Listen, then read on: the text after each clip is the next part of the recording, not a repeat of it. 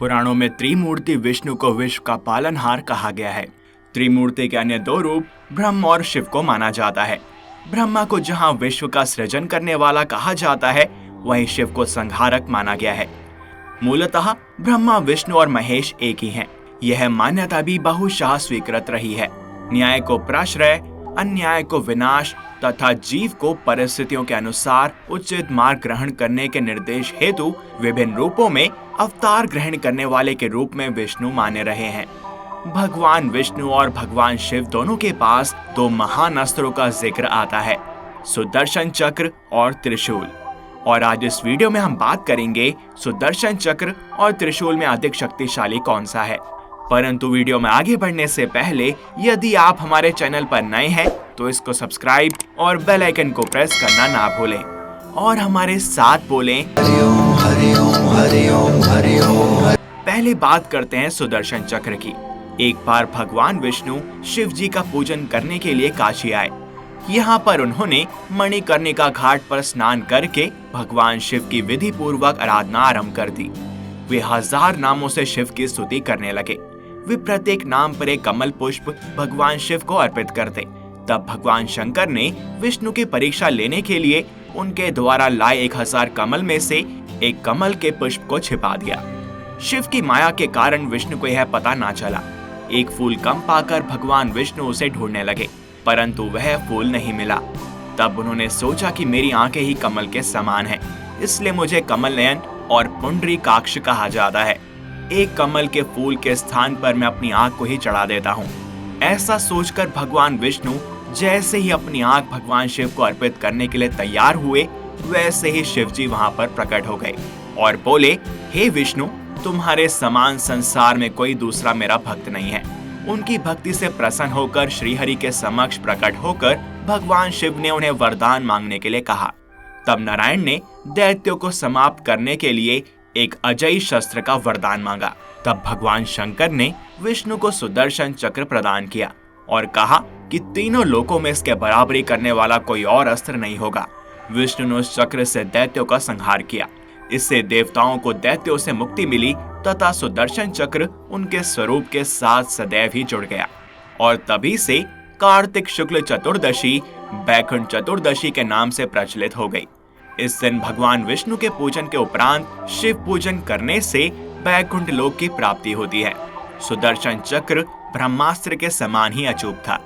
हालांकि यह ब्रह्मास्त्र की तरह विध्वंसक नहीं था, लेकिन इसका प्रयोग अति आवश्यक होने पर ही किया गया है, क्योंकि एक बार छोड़े जाने पर यह दुश्मन का खात्मा करके ही दम लेता था। इस आयुध की खासियत थी कि इसे तेजी से हाथ से घुमाने पर यह हवा के प्रवाह से मिलकर प्रचंड वेग से अग्नि प्रज्वलित कर दुश्मन को भस्म कर देता था। यह अत्यंत सुंदर, तीव्रगामी और तुरंत संचालित होने वाला एक भयानक अस्त्र था। परमाणु बम के समान ही सुदर्शन चक्र के विज्ञान को भी अत्यंत गुप्त रखा गया है। गोपनीयता इसलिए रखी गई होगी कि इस अमोघ अस्त्र की जानकारी देवताओं को छोड़ दूसरों को ना लग जाए, अन्यथा आयोग और गैर जिम्मेदार लोगों द्वारा इसका दुरुपयोग हो सकता था। यह चांदी की शलाकाओं से निर्मित था। इसकी ऊपरी और निचली सतहों पर लोह शूल लगे हुए थे। इसके अतिरिक्त इसमें अत्यंत विषैले किस्म के विष थे, जिसे द्विमुखी पैनी छुरियों में रखा जाता था। इन पैनी छुरियों का भी उपयोग किया जाता था। इसके नाम से ही विपक्षी सेना में मृत्यु का भय छा जाता था। यह खुद जितना रहस्यमयी है, उतना ही इसका निर्माण और संचालन भी। प्राचीन और प्रामाणिक शास्त्रों के अनुसार इसका निर्माण भगवान शंकर ने किया था। निर्माण के बाद भगवान शिव ने इसे श्री हरि विष्णु को सौंप दिया था। आवश्यकता पड़ने पर भगवान विष्णु ने इसे देवी पार्वती को प्रदान किया था। भगवान श्री कृष्ण के पास यह देवी की कृपा से आया। एक मान्यता है कि भगवान कृष्ण को यह सुदर्शन चक्र परशुराम से मिला था। अब बात करते हैं त्रिशूल की। प्राचीन भारतीय ग्रंथों के अनुसार त्रिशूल दुनिया का सबसे संहारक शस्त्र है। कहा जाता है कि ये तीनों ब्रह्मांड को नष्ट करने की काबिलियत रखता है। मैं उस स्वर्गलोक का सर्वनाश कर दूंगा। भौतिक दुनिया संस्कृति जो हमारे पूर्वजों को प्राप्त हुई है और इंसानी दिमाग की दुनिया जिसमें चेतना समेत सभी भौतिक क्रियाएं शामिल हैं, उन सभी को त्रिशूल नष्ट कर सकता है। प्राचीन ग्रंथों की माने तो इंसानी शरीर में 7 चक्र होते हैं। अगर इंसान अपने 7 चक्र को जागृत कर दे तो वो एक महामानव बन जाता है और इन चक्रों को नदियों से ऊर्जा मिलती है। त्रिशूल मूल तरह से सबसे शक्तिशाली 3 नाड़ियों को या मूल तत्वों को संबोधित करता है, ईड़ा, पिंगला और सुषुम्ना, जिसमें से सुषुम्ना छठे चक्र से लेकर अंतिम 7वें चक्र तक जाती है। आसान शब्दों में कहा जाए तो त्रिशूल ही वो जरिया है जिससे इंसान अपने आप को महान और सर्वशक्तिशाली बना सकता है। भगवान शिव ने इसी शस्त्र से भगवान गणेश का सिर काटा था। साथ ही ब्रह्मा जी का गुरूर उनके 5वें सर के साथ निकाल फेंका था और साथ ही जलंधर और अंधक जैसे असुरों का वध भी त्रिशूल से ही किया था। त्रिशूल के निर्माण संबंधी एक और कथा हमें विष्णु पुराण में मिलती है। एक बार भगवान सूर्य का विवाह विश्वकर्मा की बेटी संजना के साथ हुआ, पर अपनी पति की गर्मी के कारण संजना बहुत परेशान रहती थी और इसी कारण से वो अपने पिता के घर वापस लौट गईं। भगवान सूर्य और विश्वकर्मा ने इस समस्या का समाधान निकालने का निर्णय लिया।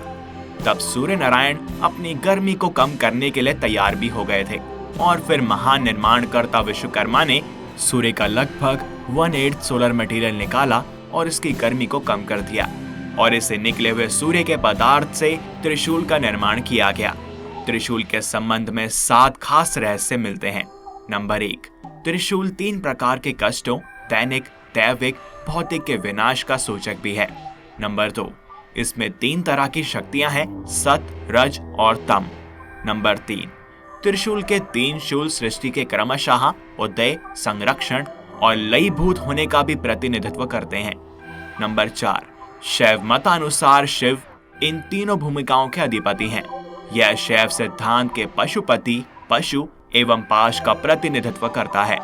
नंबर 5, माना जाता है कि यह महाकालेश्वर के 3 कालों यानी कि वर्तमान, भूत और भविष्य का प्रतीक भी है। नंबर 6, इसके अतिरिक्त यह स्वपिंड, ब्रह्मांड और शक्ति का परम पद से एकत्व स्थापित होने का भी प्रतीक है। नंबर 7, यह वाम भाग में स्थित ईड़ा, दक्षिण भाग में स्थित पिंगला तथा मध्य देश में स्थित सुषुम्ना नाड़ियों का भी प्रतीक है। तो फिर देखते हैं कि प्रभाव के नजरिए से इन दोनों में से कौन सा अस्त्र अधिक श्रेष्ठ है। हम सबको पता है कि सुदर्शन चक्र को भगवान विष्णु ने अपने कृष्ण अवतार में प्रयोग किया था। उस समय भगवान कृष्ण ने अनेक राक्षसों का वध किया। महाभारत के युद्ध में भी एक बार में समस्त कौरव सेना का नाश करने के लिए उन्होंने सुदर्शन चक्र उठाया था, परंतु अर्जुन की प्रार्थना पर उन्होंने उस समय इसे चलाया नहीं। शिशुपाल जैसे दुराचारी का वध भी श्री कृष्ण ने अपने सुदर्शन चक्र से ही किया था।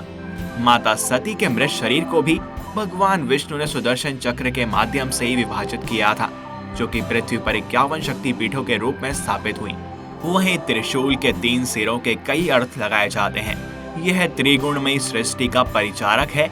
यह 3 गुण सत्व, रज और तम का परिचायक भी है। इन तीनों के बीच सामंजस्य बनाए बगैर सृष्टि का संचालन कठिन है। इसलिए शिव ने त्रिशूल रूप में इन तीनों गुणों को अपने हाथों में धारण किया है। अब क्योंकि बात सृष्टि के संचालन की है, इसलिए कहा जाता है कि त्रिशूल ही सबसे श्रेष्ठ है। इस वीडियो में बस इतना ही। आपका इसको लेकर क्या सोचना है हमें कमेंट सेक्शन में जरूर बताएं। और अगर आपको यह वीडियो पसंद आई हो तो इसे लाइक करें और अन्य भक्तों के साथ शेयर करें, जिससे कि हम प्रभु की ऐसी कथाएं ज्यादा से ज्यादा लोगों तक पहुंचा पाएं। मिलते हैं आपसे अगली वीडियो में और भी अद्भुत विषयों के साथ। तब तक के लिए हरिओम।